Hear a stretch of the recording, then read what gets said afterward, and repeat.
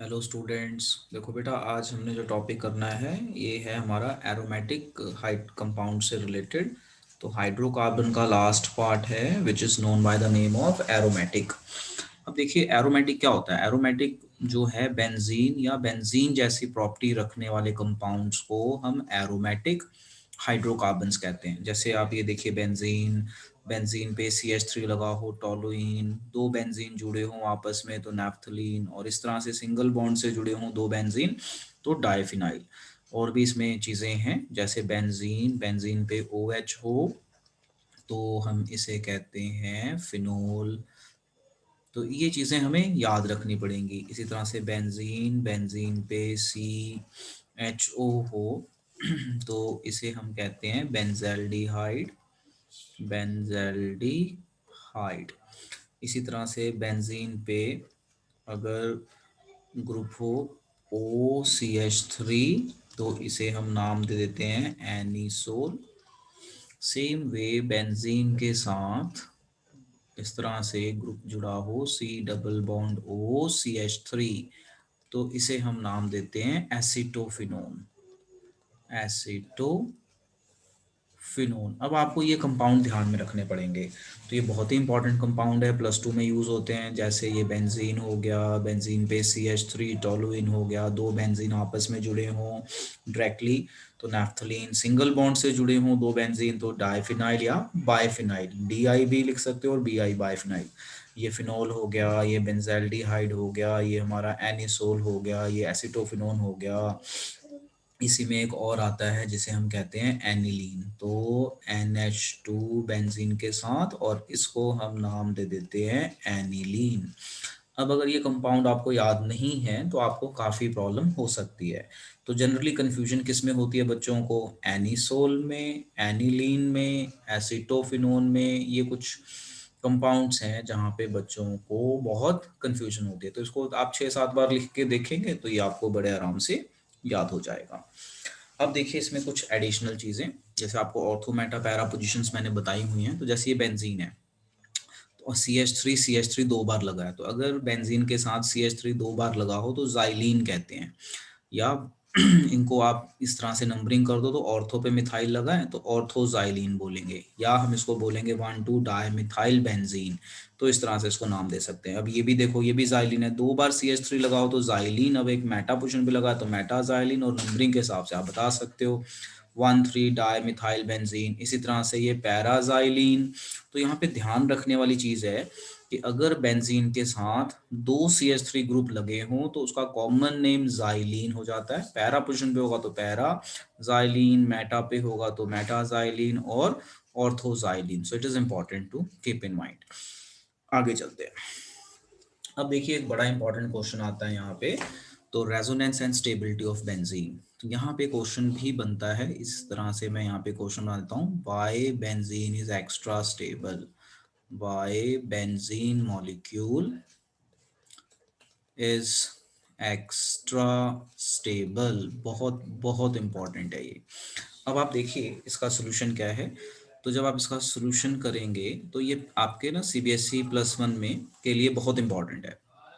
इसमें क्या होता है, जैसे बेंजीन है हमारा C6H6, तो अगर मैं यहाँ पे आपको हाइड्रोजन दिखा दूं तो every corner is carbon, every corner carbon, every corner is carbon, अपना साथ में हाइड्रोजन जुड़ा हुआ है। तो इस तरह से तो हम जनरली H को शो नहीं करते हैं।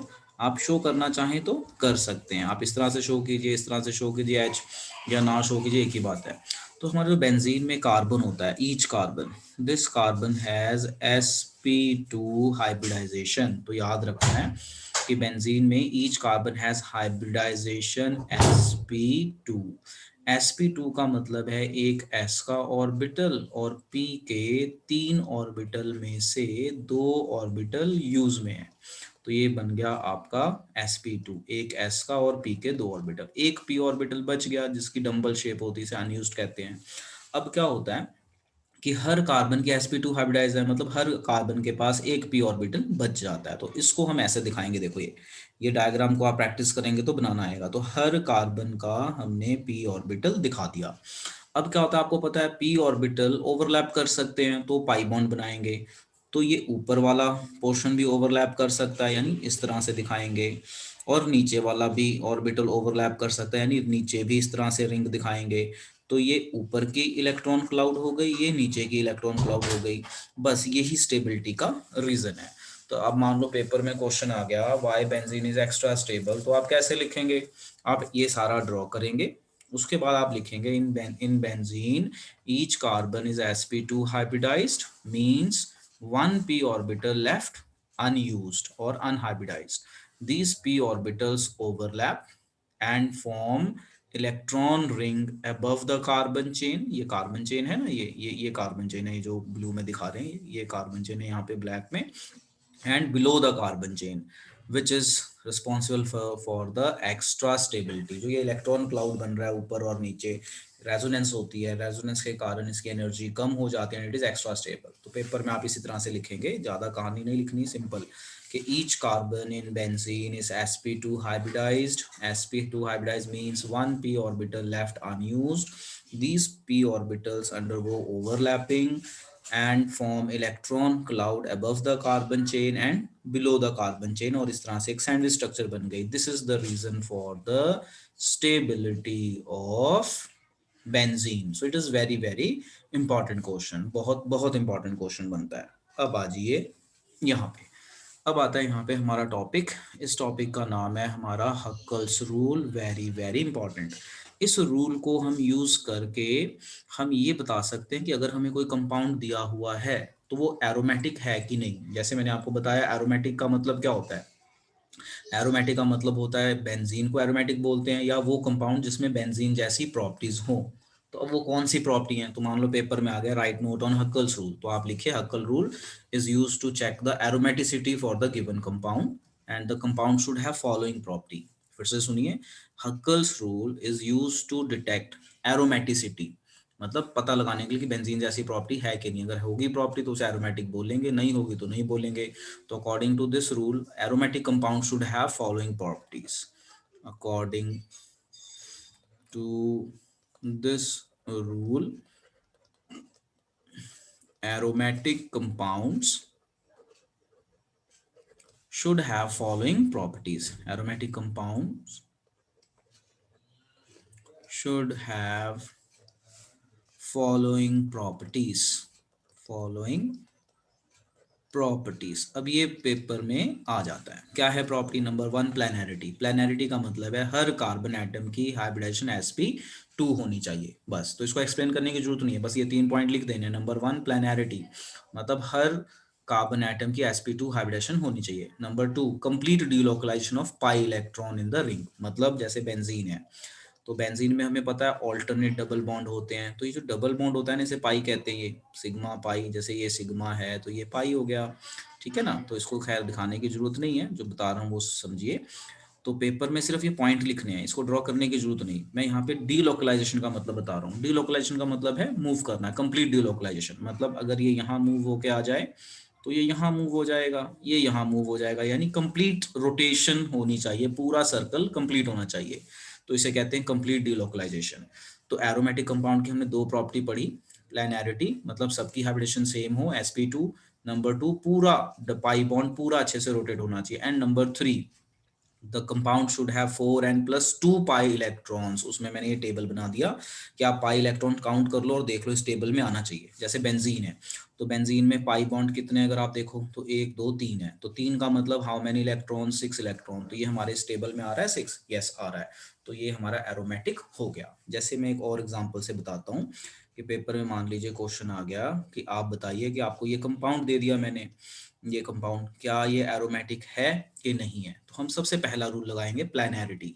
प्लैनैरिटी का मतलब हर कार्बन एटम की हाइब्रिडेशन निकालेंगे, तो हम निकालते हैं। तो इसकी sp2 हाइब्रिडेशन आएगी, इसकी sp2 आएगी, इसकी sp2 आएगी, इसकी sp2 आएगी, इसकी हाइब्रिडेशन sp3 हो जाएगी। तो ये तो पहले रूल पे ही फेल हो गया, मतलब इसको सारे रूल ओबे करने हैं, यानी प्लैनैरिटी पे ही फेल हो गया।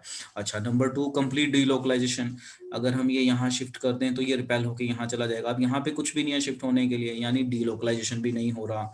Number 3 it should have 4n+2 pi electron, मतलब इस टेबल में से इसके इलेक्ट्रॉन होने चाहिए। तो अगर हम यहाँ पे चेक करें तो यहाँ पे पाई बॉन्ड दो हैं, दो मतलब 4 इलेक्ट्रॉन्स ओनली, तो इस टेबल में 4 कहीं आता ही नहीं है, तो इसलिए ये एरोमेटिक नहीं है। तो कई बार हम पेपर में जब क्वेश्चन पूछते हैं तो ऐसे ही पूछते हैं कि आपको एक स्ट्रक्चर दे देंगे बना के और ये बताएंगे कि भाई बताओ ये एरोमेटिक है कि नहीं। तो आप ये सारे रूल लगा के देखिए, अगर एक भी फेल हो गया तो वो एरोमेटिक, वो कंपाउंड नहीं होगा। Very very important. तो एक बार फिर से सुन लीजिए, पेपर में मान लीजिए क्वेश्चन आ गया कि right note on Huckel's rule, तो आप ये पॉइंट्स बना दीजिए, टेबल बना दिए बस।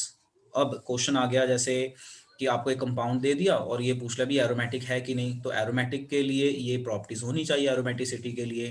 तो वो आप सारे लगा के देखिए, प्लानैरिटी मतलब सबकी हाइब्रिडेशन sp2 हो, अगर ये यहाँ पे फेल हो गया तो नहीं है, मतलब एक भी फेल हो गया ना, तीनों के तीनों होने चाहिए, एक भी फेल हो गया तो एरोमेटिक नहीं है। नंबर 2 कंप्लीट डीलोकलाइजेशन मतलब complete shifting. And number 3 presence of 4n+2 pi electron in the ring. तो ये टेबल के हिसाब से देखना है, मतलब ये नहीं कि आप इसकी वैल्यू ढूंढने लग जाओ ना, आपने देखना है कि जो आपको कंपाउंड दिया उसमें पाई बॉन्ड कितने हैं, बस उसके इलेक्ट्रॉन बना लो। जैसे यहाँ पे 3 पाई बॉन्ड है यानी 6 इलेक्ट्रॉन, तो टेबल में 6 आ रहा है तो बस है। अब इसी तरह से इसमें 2 पाई बॉन्ड है तो 4 इलेक्ट्रॉन में तो इस टेबल में नहीं आता। जैसे अब ये कंपाउंड देखिए, some examples of aromatic compound, तो बेंजीन ही है, ये आपको क्लियर हो गया। अब जो ये नेगेटिव होता है ना 2 इलेक्ट्रॉन, तो ये जब शिफ्ट होगा तो डबल बॉन्ड बनाएगा, तो इसको चेक करो। जब आप चेक करोगे तो ये भी एरोमेटिक है। कैसे? क्योंकि यहाँ पे बॉन्ड एक खाली है, तो ये sp, ये लोन पेयर हो गया, ये सिग्मा सिग्मा, तो ये sp2, तो sp2 sp2 sp2, तो इसमें भी कंप्लीट रोटेशन। और यहाँ पे जैसे कितने पाई बॉन्ड है, 1 2, और ये भी पाई बनाता है, तो ये 6 हो गए। ठीक है ना, क्योंकि ये शिफ्ट होगा तो ये भी डबल बॉन्ड बना सकता है, तो ये 6 हो गए, तो यानी ये हो गया एरोमेटिक। इसी तरह से ये भी एरोमेटिक है। तो इनको करके देखिए, कोई दिक्कत आए तो मेरे से पूछ लीजिए। तो ये सारे दिए हुए कंपाउंड एरोमेटिक हैं, इनको प्रूफ करना है। जैसे इसको प्रूफ करो, तो यहाँ पे पॉजिटिव दिखाया है, ठीक है, तो 4 बॉन्ड में से एक H होता है ना, तो H दिखाते नहीं है, तो ये भी sp2 है, तो प्लेनैरिटी हो गई। शिफ्टिंग करके देखो, ये इधर हो गया, ये इधर हो गया, ये पॉजिटिव के कारण जो है जैसे इधर शिफ्ट हुआ तो ये पॉजिटिव खत्म हो जाएगा, तो ये शिफ्टिंग हमारी आगे हो जाएगी इस तरीके से। तो जैसे ही ये यहाँ शिफ्ट होगा, ये जो पॉजिटिव वाला पार्ट है ये इधर चला जाएगा। इसी तरह से ये शिफ्ट होगा आगे, तो ये जो पॉजिटिव है, पॉजिटिव भी घूमता रहेगा जैसे जैसे बॉन्ड शिफ्ट होंगे। तो इसको थोड़ा सा आप ड्रॉ करके देखेंगे तो you would be able to understand कि ये कैसे है। तो थोड़ा सा आपको ड्रॉ करके देखना पड़ेगा। तो यहाँ पे हमारा हो जाता है हक्कल्स रूल। तो इस चैप्टर में हम हक्कल्स रूल तक करेंगे, और आप इन कंपाउंड्स को ड्रॉ करके देखिए, हर पॉइंट्स लगा के देखिए, जो हक्कल रूल के 4 पॉइंट बताए हैं, और जहां दिक्कत आती है वो पूछिए।